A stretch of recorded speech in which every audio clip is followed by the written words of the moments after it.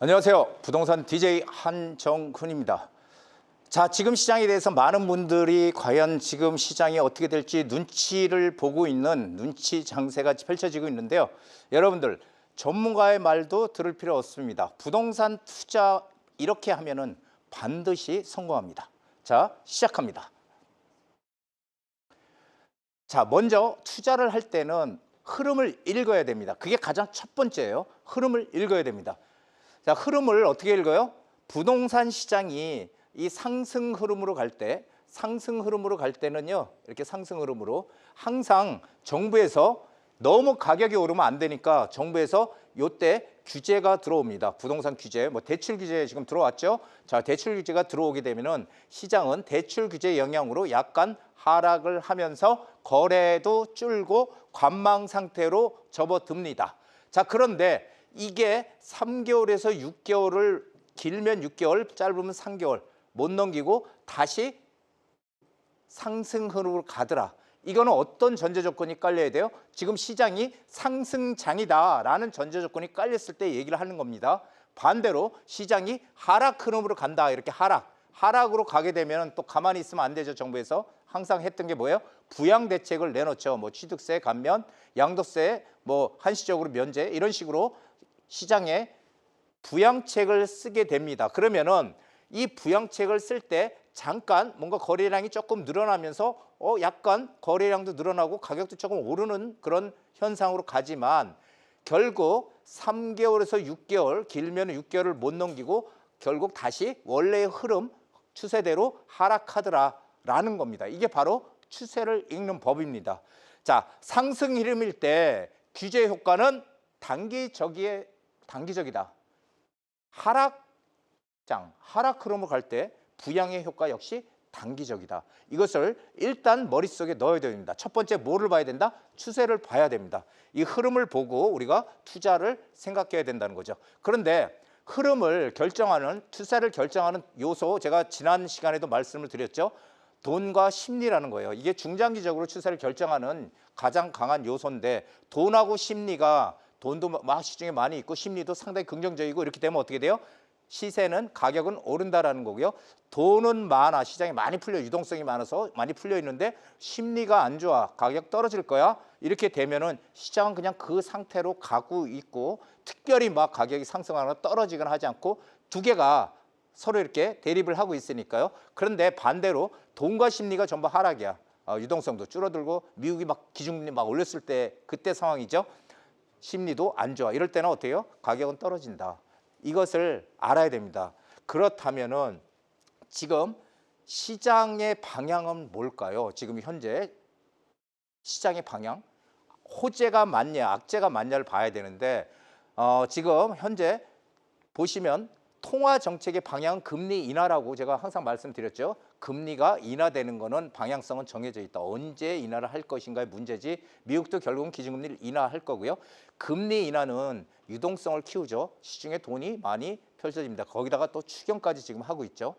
자, 추경까지 지금 하고 있어서 유동성은 점점 더 커질 거고요. 심리지수는 24년 9월 119로 최고점을 찍었다가 올해 6월 달 120으로 다시 최고점을 갱신했습니다. 자, 이렇게 심리, 부동산 가격이 오른다라는 게 심리가 지금 강하다는 얘기죠. 그래서 금리도 인하, 유동성이 커지고 심리도 상승이다. 이렇게 되면 어떻게 해요? 시장은 올라갈 수밖에 없는 시장이다라는 얘기입니다. 자, 그런데 호재가 있는지 없는지 우리가 부동산 시장에 투자를 할 때 가장 첫 번째는 뭐냐면은 여기에 투자할 때 호재가 있냐 없냐. 호재라는 건 뭐예요? 크게 우리가 직접 호재와 간접 호재로 나눌 수가 있습니다. 이 직접적인 호재는 뭐냐면은 내가 가지고 있거나 투자한 곳이 변하는 거예요. 변화되는 거예요. 변화. 그럼 뭐예요? 재개발과 재건축, 그렇죠? 재개발, 재건축 이것들이 직접적으로 거기가 부서지면서 뭐 빌라나 단독주택이 부서지면서 아파트가 지어지는 거잖아요. 그래서 직접적으로 변화가 오는 이 직접 호재와 간접 호재는 뭐예요? 양질의 일자리가 크게 생긴다든지 아니면은 뭐예요? 교통, 지하철이 새롭게 뚫려서 바로 역세권이 된다든지 내가 가지고 있는 부동산의 위치 뭔가는 바뀌지 않지만 주변의 영향을 받아서 가격이 오를 수 있는 호재가 된다는 거예요. 이게 간접 호재. 그러니까 직접 호재와 간접 호재, 이 호재가 시장에 내가 투자하려고 하는 곳에 있는지를 살펴봐야 된다는 겁니다. 부동산의 대원칙이죠. 호재가 커. 예, 호재가. 그래서 뭐 어떤 대형 건설, 대형 우리나라 최고의 그런 큰 회사에서 거기에 일자리를 50층짜리 건물을 지면서 거기 일자리를 크게 양질의 일자리를 만든다더라. 이렇게 되면 어떻게 돼요? 이거는 호재가 큰 거잖아요. 그러니까 큰 호재가 생기는 거는 당연히 가격이 많이 오르는 거고요. 뭐 우리 동네에 큰 건 아니지만 쇼핑몰이 조금 웬만한 규모의 쇼핑몰 같은 게 생겨. 그것도 분명히 호재입니다. 그래서 작게 오르는 거죠.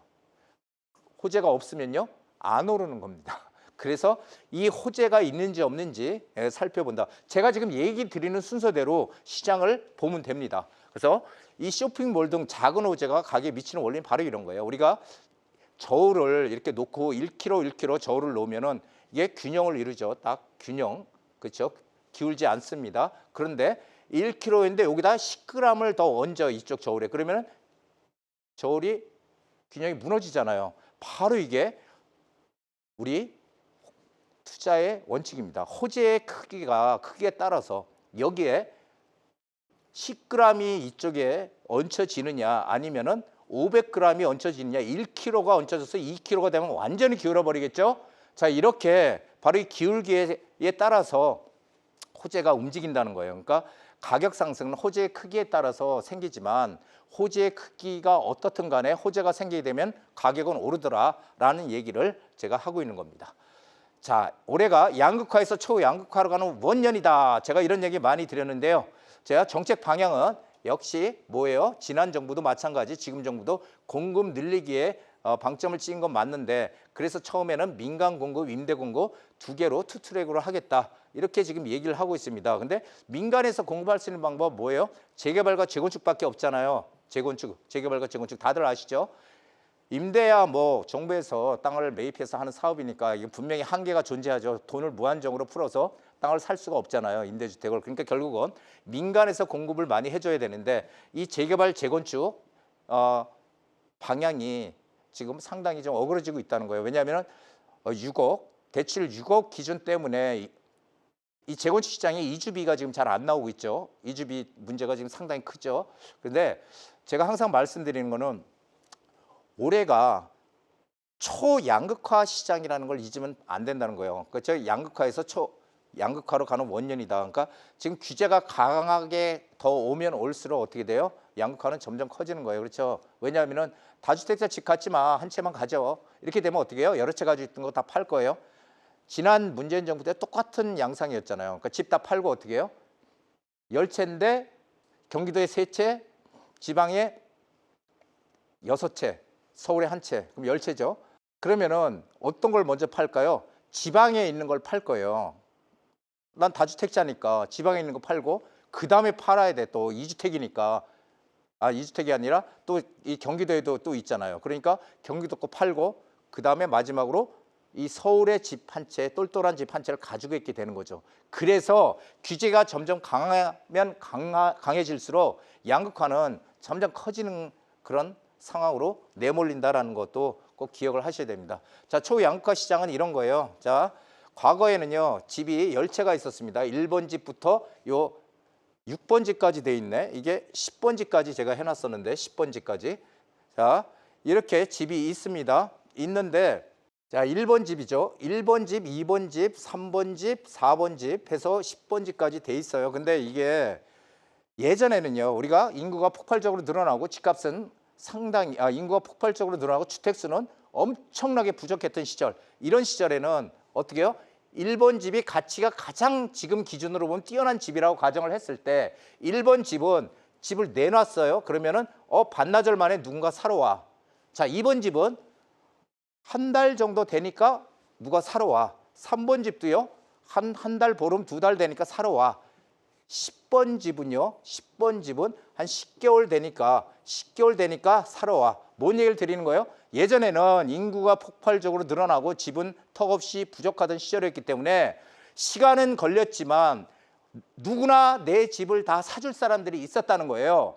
그런데 앞으로 미래에 이제 인구도 줄어들고 주택수도 지금 어느 정도 주택 보험률도 100%가 넘어갔고 양질의 주택이 필요하지. 우리 이제 그렇죠. 질적인 주택이 양질의 주택이 필요한 거예요.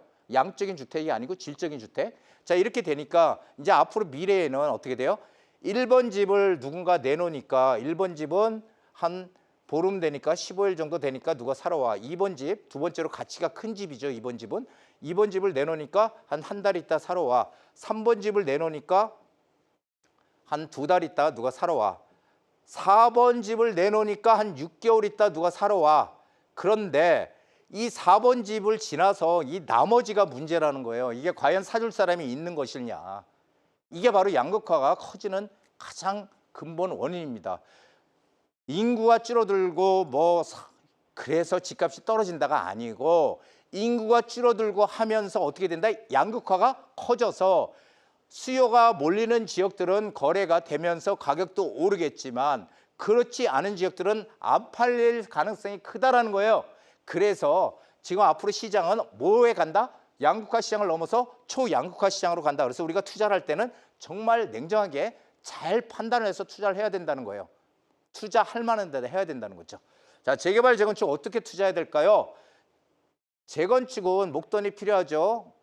그렇죠. 우리가 2, 3억 가지고 투자할 수 없어요. 그렇죠. 재개발은 소액 투자가 가능합니다. 지금 민간에서 공급을 늘리는 두 축은 재개발과 재건축인데 재건축은 목돈이 필요해요. 재개발은 소액 투자가 가능합니다. 그래서 재테크의 기본은 뭐예요? 작은 금액으로 큰 돈을 버는 게 재테크의 기본입니다. 내 돈을 최소화하면서 그렇죠.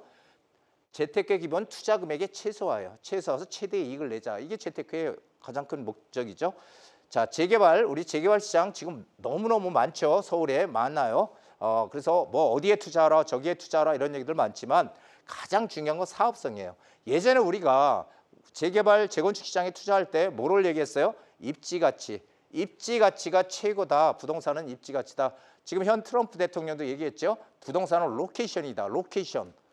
입지가치. 그거 정말 맞는 얘기입니다. 그 입지가치가 중요하지만 지금은요. 공사비 많이 올랐고 인건비도 많이 오르고 계속 지금 오르고 있죠. 그래서 입지가치보다 더 중요한 게 이 사업성이에요. 사업성이 안 좋으면 된다 안 된다? 개발이 안 된다라는 겁니다. 그래서 사업성이 입지가치보다 지금 더 중요합니다. 그래서 사업성이 나오는 이런 지역, 재개발 지역을 무조건 지금 들어가야 되는 가장 중요한 시기다 이렇게 생각이 됩니다. 그래서 저는 이런 내용들을 잘 봐야 된다는 거예요.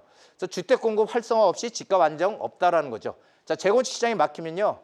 어떻게 해요? 재건축 시장 막혔어 지금. 그렇죠? 그러면 어떻게 해요? 유일한 공급 방법 재개발 시장으로 갈 수밖에 없다라는 거고요. 지금 재개발 시장에 이 빌라들이 거의 지금 공급이 없는 상태에서 완전 금값이 되고 있다는 거 다들 아십니까? 재개발 빌라들이 정말 금값이 되고 있어요. 작년만 해도 안 그랬거든요. 근데 지금 희소 가치가 점점 커지고 있다는 겁니다.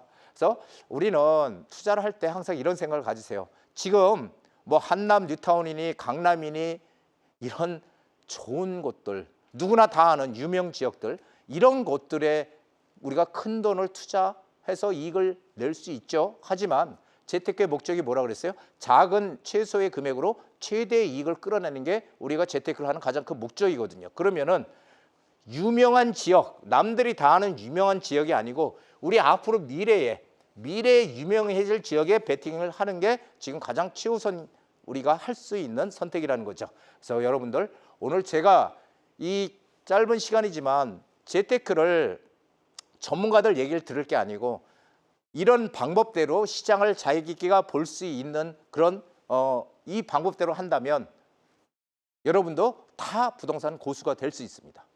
자, 부동산 세미나 공지합니다. 7월 30일이고요. 초양극화 시대에 빠르게 선점해야 될 투자처를 공개하는 시간을 준비했습니다. 여러분들이 오시게 되면은 시장에 대한 정확한 분석과 그리고 재개발 시장에 어떻게 우리가 진입을 해야 될지, 자, 초보자분들 많이 겁들 내시죠? 겁내지 마시고 오십시오. 제가 여러분들에게 재개발의 핵심 노른자의 투자 전략을 확실히 알려드리는 시간 준비하겠습니다.